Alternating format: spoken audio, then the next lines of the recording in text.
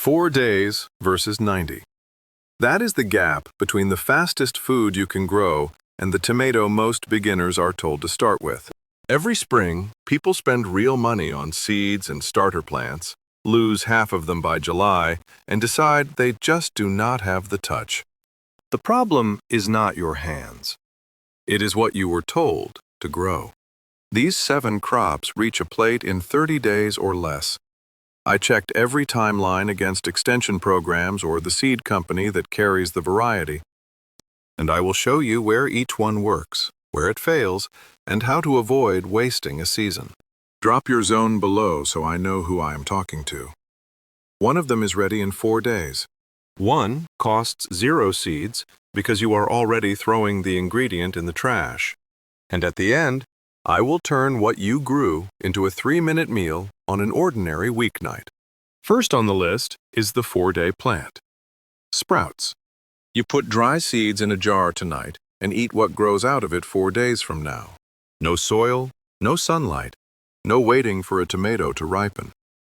Sprouts and microgreens grow indoors year-round, so your USDA zone does not matter for these first 2. I almost skipped this one when I was building the list. Sprouts felt too small, too basic. Then I ran the numbers. Nothing else touched it on speed or cost. What the seed packet skips over is why. A dry seed is a survival kit. It holds every nutrient the plant needs to launch. Add water, and enzymes wake up and start breaking those stores into things you can actually digest, faster than they will ever be inside a full-grown vegetable. The research on broccoli sprouts and sulforaphane keeps coming back to the same finding. Ounce for ounce, the young plant carries more of the compound than the full-grown vegetable. Here is exactly what to do. Take a wide-mouth quart mason jar, a stainless sprouting lid off Amazon for a few bucks, and a bag of broccoli or alfalfa sprouting seeds from True Leaf Market. The bag runs about $12, and it is enough for dozens of batches. Drop 1 tablespoon of seed in the jar. Cover with water. Soak overnight. Drain. Rinse twice a day. Keep the jar tilted for drainage. 3 days in a dark cupboard first. Then a day in indirect light so the leaves green up. Day 4, you eat. If you have ever paid a few dollars for a plastic clamshell of sprouts at the grocery store and watched them turn to slime in 3 days, this fixes both problems. Sprouts are a one-and-done crop. Harvest the whole jar, start a new one that same night. 4 days from a spoonful of seeds. That is faster than the sprouts at the store, and cheaper by a factor of 10. Microgreens come next. A few days longer, more flavor and texture. Radish microgreens hit the plate in 6 days. Pea shoots take 8. Sunflower shoots take 10. Same tray, 3 different timelines, and the tray fits on a nightstand. The number the pros use is 2 ounces of sunflower seed per 10 by 20 tray. 1 inch of potting mix. Seeds packed shoulder to shoulder. A second tray on top as a weight for 3 days. Then off comes the cover, and the tray sits on any windowsill. Harvest with scissors when the shoots stand 2 to 4 inches tall. Cost hack most guides skip. Dried whole peas from the grocery bulk aisle work as pea shoot seed.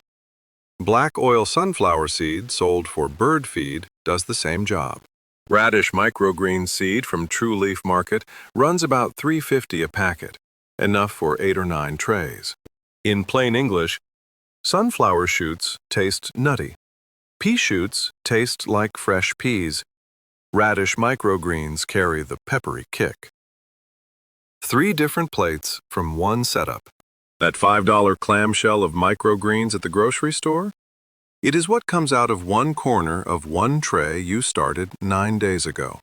Microgreens are single harvest. Start a new tray the day you cut the last one. 3 flavors from one tray. And no one at the grocery store is charging you $5 for it. Now the one I promised you at the top. The plant on this list that costs $0 in seeds. The next bunch of green onions you buy at the store is not one bunch. it is 3 or 4, and you have been throwing away the other 2 or 3 every time. Here is how to stop. Chop the green tops for tonight's stir-fry.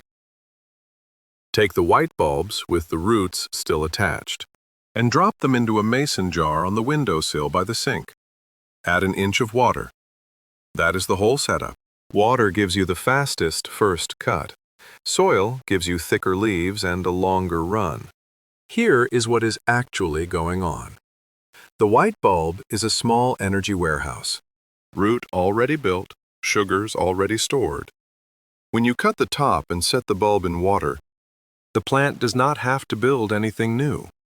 It pulls water up, pushes fresh shoots out, and burns through the stored sugars over 3 or 4 harvest cycles until the bulb runs empty.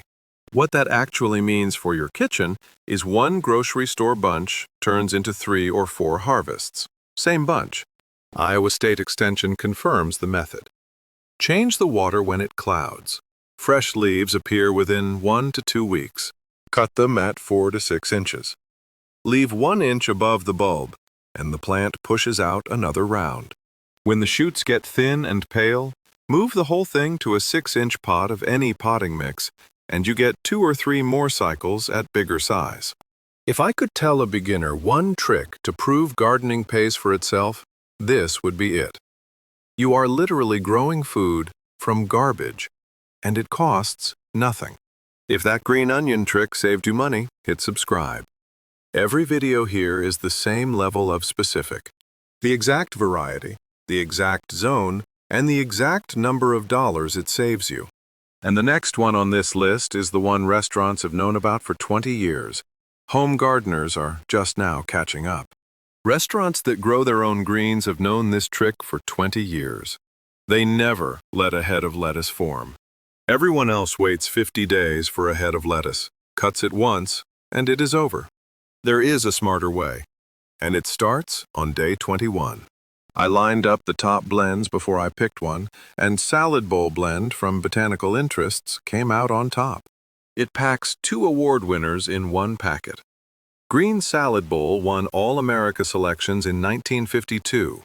Red Salad Bowl won the Royal Horticultural Society Award of Garden Merit in 1995.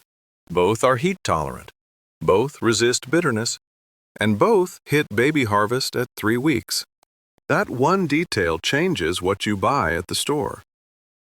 Here is the piece the store bag does not tell you. Sow the seeds thick, cluster or dense row, in a 5-gallon bucket with any bag of moisture control potting mix from Home Depot, Lowe's, or Walmart. Water twice a week. When the outer leaves hit 3 or 4 inches, snip them, but leave the center 2 inches untouched. The plant pushes out another round, and another. 3 or 4 harvest cycles before it bolts. The whole packet costs $3.49 at the Epic Gardening Shop.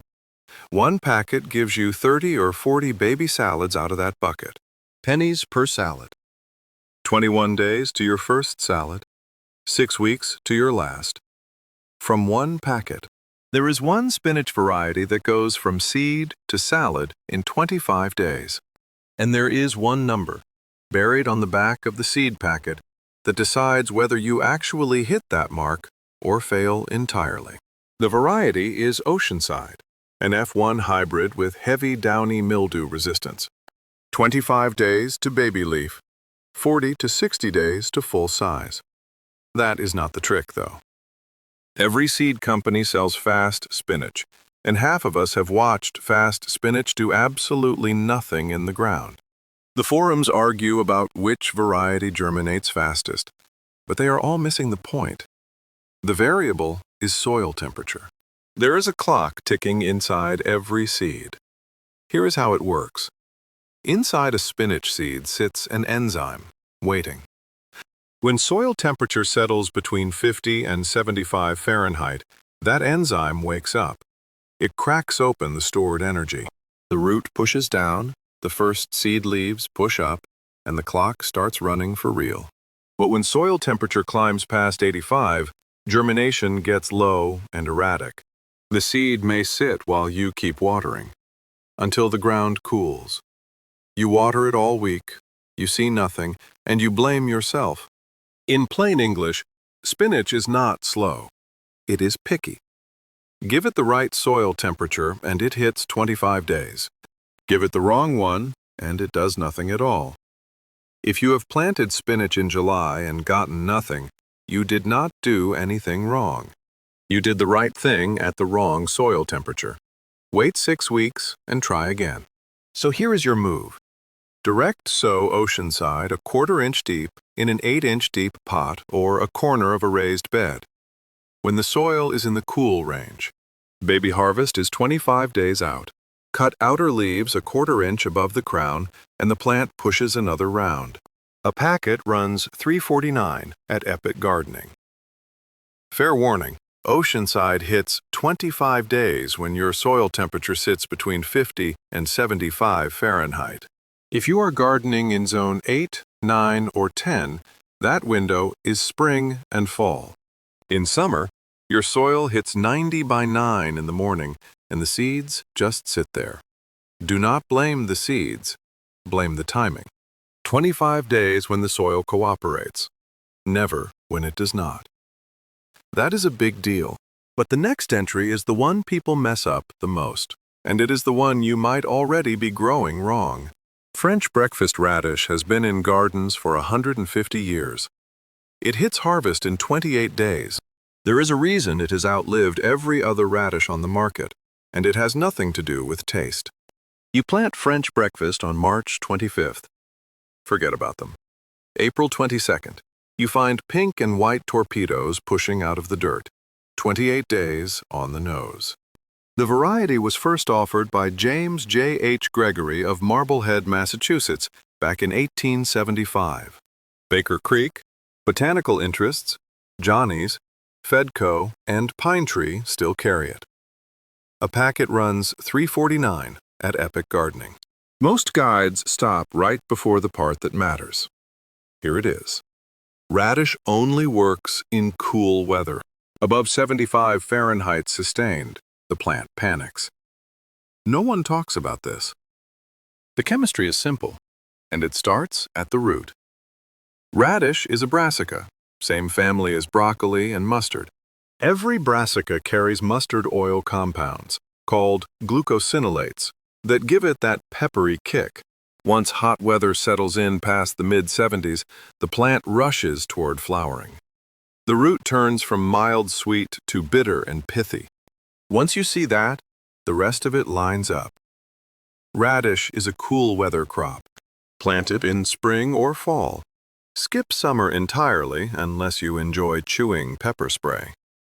You eat the root and the tops, so one sowing gives you 2 ingredients. Direct sow 1/4 to 1/2 inch deep, 1 to 2 inches apart, in a bed or container at least 6 inches deep. Germination in 4 to 7 days. Harvest at 1 inch diameter when the shoulders push above the soil. No transplanting, ever. Roots do not tolerate it. 1/2 inch of water a week keeps them from cracking. Succession sow every 2 weeks for a continuous supply through cool season. Slice thin and roast at 400. They eat like tiny potatoes. And the greens on top sauté like kale. This is not universal. Radish is a cool season crop, full stop.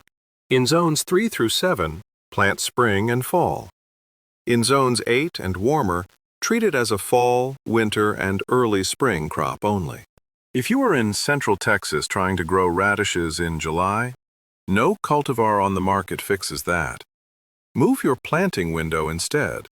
One last thing on those greens. Radish tops are edible. So are beet, turnip, and sweet potato tops. Extension programs consistently warn against these. Potato and tomato leaves contain solanine.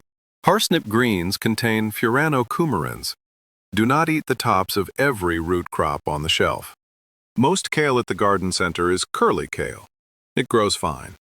But there is a lacinato type variety bred in Oregon by a guy named Hank Keogh that leaves curly kale in the dirt on 2 things that matter. And it is ready for baby harvest in about 30 days. This one changed how I think about kale entirely. The variety is Dazzling Blue, bred by Hank Keogh at Avoca Seed Farm, in partnership with Frank Morton at Wild Garden Seed. It is a back cross of Rainbow Lacinato with Classic Lacinato, also known as Nero di Toscana. And it is an open-source seed initiative variety, which means no company can patent it or lock it up. Put Vates or Winterbore next to Dazzling Blue, and the gap is not close. Curly Kale is fine. Dazzling Blue is cold hardier than every other Lacinato, and the strap-shaped leaves are the right size for raw salad. Cold tolerance is where Dazzling Blue earns its place. Here is why. When temperatures drop below freezing, cell walls in the leaf start converting stored sugars into antifreeze compounds. Those extra sugars are why the kale on your plate tastes better after a frost than it does in July. Dazzling Blue does this harder than any other Lacinato. Its cellular structure holds together at temperatures that turn other kales to mush. Cold tolerance separates this variety from every other Lacinato. Kale is chemistry, not luck. Direct sow when soil temperature hits 45. Baby harvest at 8 to 10 inches, 25 to 30 days out. In a 12-inch pot, plant 3 or 4. Harvest bottom leaves first. Never take the terminal bud on top. Never more than a third of the leaves at once. A grower in Tennessee kept Dazzling Blue alive through 4 straight nights at 1 to 7 degrees using a piece of Agribon over hoops. Your backyard bed can pull the same trick. A packet runs $3.69 at True Leaf Market. I could hype this up more, but here is the part most videos leave out. Kale is a magnet for cabbage worms. Little white butterflies show up, lay eggs, and caterpillars strip your plant to stems in a week. The fix is a small floating row cover from any garden center, laid over hoops. Under $15 for a home-size roll.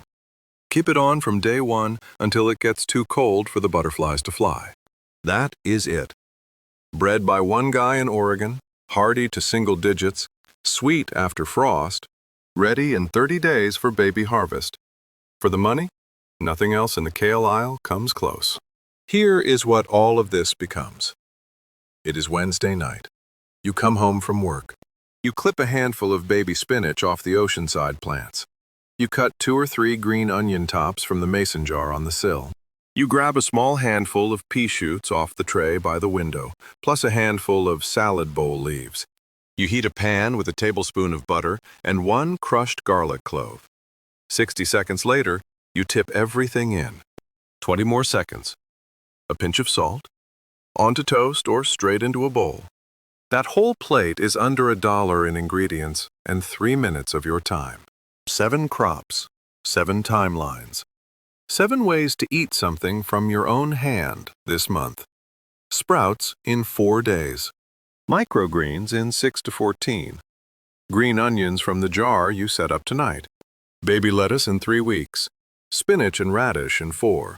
Kale for baby harvest just past the month mark. None of this replaces your grocery run. That is not the point. The point is that most gardening content will hand you a giant plant list and a 2-year plan. This list gives you a plate of food 30 days from now, and it costs you less than 1 week of buying the same thing at the store. Drop your zone in the comments and tell me which one of these you are planting first. I read the comments, and I use them to decide what to cover next. And think of one person in your life who says they cannot grow anything. The friend whose store-bought basil dies in a week. The coworker who complained last month about the price of that little bag of arugula. Send them this. Do not even write a message, just send the link. Some of the plants on this list are ready to eat before their next grocery run.